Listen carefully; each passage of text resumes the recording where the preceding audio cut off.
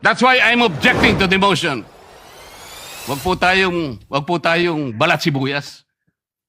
Wag po tayong balat sibuyas.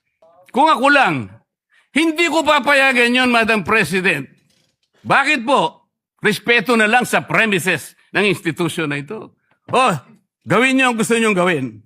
Huwag dito. Nakikiusap ako. Utang na loob. Huwag dito. Madam President, Proceed. I got his word. He is not seconding the motion of my amiable friend, the former Majority Leader, Senator Mig Zubiri.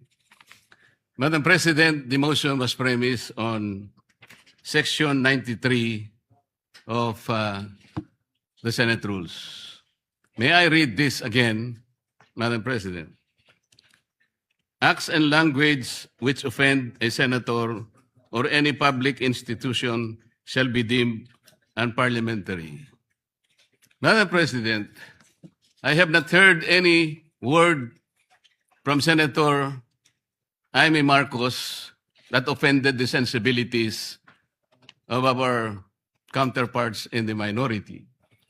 I think what is being objected to, Madam President, which is not covered by the rules, are the videos that were presented during or before her speech. Pwede ko bang malaman, Madam President, kung yung pinay-strike out, kasama po yung video na nakita natin na kung saan ay nagsasalita ang ating kasama, Senator Risa Ontiveros. Kasi po sinabi niya, while BP Sara is in power, the threat of a full-blown Duterte comeback is still a very real and present danger. Sa akin po, walang problema yun. Opinion niya yun eh. And we have to respect that opinion. Yun po ba'y pinaalis natin? Gusto ko lang po malaman, isa-isahin natin. Pangalawa po, nakita ko rin po yung sarili ko. Kasi po, ako'y naanyayahan sa isang television program, tinanong lang po ako, totoo po bang merong connection yung coup? Kasi po, ang tawag coup eh. Hindi naman po coup, yung karaniwang nangyayari po sa buhay ng Senado yun eh. Palitan talaga yan. Maraming beses na po yan. Ang sabi ko po, kasi kinukonekta daw nila sa impeachment. Sabi ko, hindi po siguro. Sabi ko, dahil sa ngayon, 12 kami. Hindi man kinakailangan naming mag-coup para lamang i-prostrate natin yung impeachment. Palagay ko po, hindi. Yung po bang opinion ko na yun, tatanggalin? Gusto ko lang pong malaman. Kasi po, meron pa po nga sinabi, Jaime, sinungaling. Meron din po nagsabing gano'n eh. Ang ibig ko po sabihin, Madam President, ngayon po nakita natin the vibrancy of democracy in this chamber. Isa-isa po silang nagsalita lahat. Nabigyan ng pagkakataong ipaliwanag ang kanilang panig.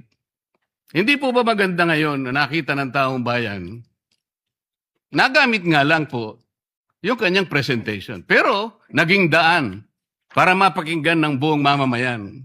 At sila na po ang final arbiter, Madam President. Ako nga po eh. Ako nga po. Kailan lang nag-privilege speech ang isa sa atin dito.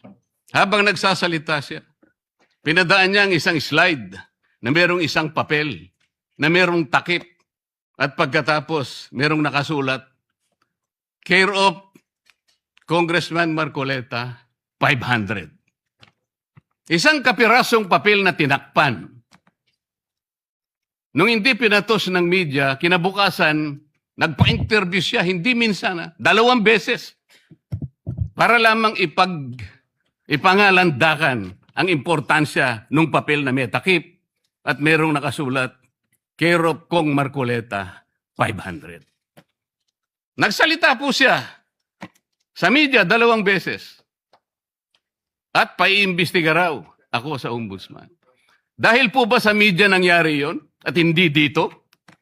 May diferensya po ba? Wala. Walang diferensya yun. Pareho lang yun. Napakasensitibo natin sa ibang banda. Pero hindi natin nakikita ang ginagawa natin. On the other hand. Bakit po hindi nasasagot hanggang ngayon yung tanong ni Senador Risa. Bakit po tayo nagkaganito ngayon, Madam President? Kasi po, napigilan lang akong magtanong. Ngayon ko na po alam po ba ninyo kung bakit tayo nagkaganito, Madam President? Kasi po matagal ko nang sinasabi, 9 na buwan na po ang nakararaan, ngunit ayaw nating ituloy ang pag-iimbestiga sa flood control scandal. Isang pinakamalaking nakawan sa ating bansa. Parang ninakawan ng isang pamilya sa tanghaling tapat at ang mga magnanakaw ay hindi nakamaskara. Nakakurbata lahat. Nakabarong Tagalog.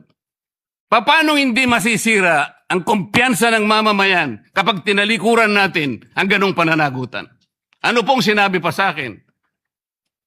Imbes na sagutin nila yung privilege speech ko noon, nasa pamimilit ko na, eto pong tungkulin natin eh. Naging PNP chief kayo.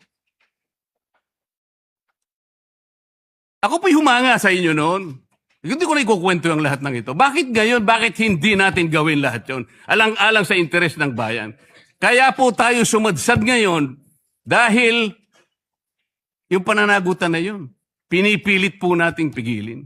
Ang dami po nating pinagtatakpan.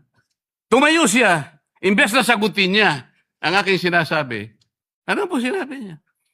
Kung ano-ano po sinabi, nagpalabas din po siya ng napakaraming video na kinakampihan ko si Diskaya, nag-bla-bla, na ang asawa ko raw ay independent na ganito. Lahat po. Pati yung tayo ko sa Congress noon, na sinasansala ko yung mga kasama ko because ngayon ko lang nakita ang Vice President, nagpipresent siya ng budget for 2025.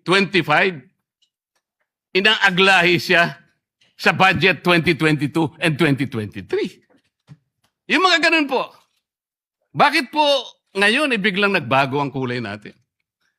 Bakit po ganyan tayo ngayon? Bakit po napakababa? Siguro po, kung may pagkakataon tayo, maring bukas o makalawa, makikita po ninyo yung complete video yung nangyari nung Lunes, May 11, 2026.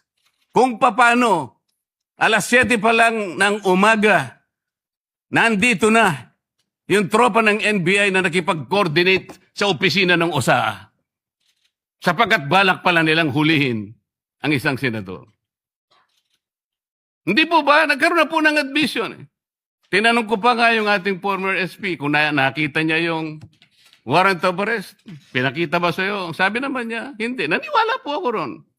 Ngunit bakit sinabi niya, mag-coordinate kayo sa USAA? Alam po ba niyo, Madam President, kung ako po ang Senate President, kaya ko lang naman ginagawang halimbawa ito, Madam President, dahil hindi naman po ako magiging Senate President. Kung ako lang, hindi ko papayagan yon, Madam President. Bakit po? Respeto na lang sa premises ng institusyon na ito. Gawin niyo ang gusto niyong gawin. Huwag dito. Nakikiusap ako, utang na loob. Huwag dito. I will do that. Pero ano po nangyari? And the rest is history.